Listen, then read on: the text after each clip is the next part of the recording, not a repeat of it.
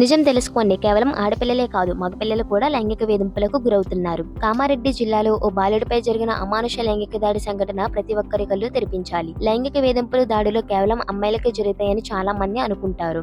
ఈ రోజుల్లో మగపిల్లలు కూడా ఈ భయంకరమైన అఘాయిత్యాలకు బలవుతున్నారు. కానీ సమాజంలో ఉన్న అబద్ధాల వల్ల, మగాడివి ధైర్యంగా ఉండు, ఎందుకు ఏడుస్తున్నావు అనే ఒత్తిడి వల్ల వాళ్ళు తమ బాధను బయటపెట్టలేకపోతున్నారు.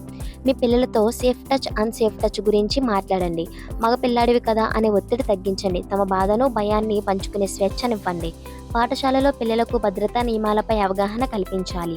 పిల్లల రక్షణ కోసం వచ్చిన పోక్సో చట్టం, protection of children from sexual offences act, ఆడ మగ తేడా లేకుండా 18 సంవత్సరాల లోపు పిల్లలందరికీ కాపాడుతుంది. పిల్లల భద్రతా అవగాహన పెంచడం కోసం పడాలా చారిటబుల్ ట్రస్ట్ స్వేచ్ఛ ఫర్ లిటిల్ బర్డ్స్ అనే కార్యక్రమం ద్వారా పిల్లలందరికీ పర్సనల్ సేఫ్టీ ఎడ్యుకేషన్ పై అవగాహన అనేది కల్పిస్తుంది.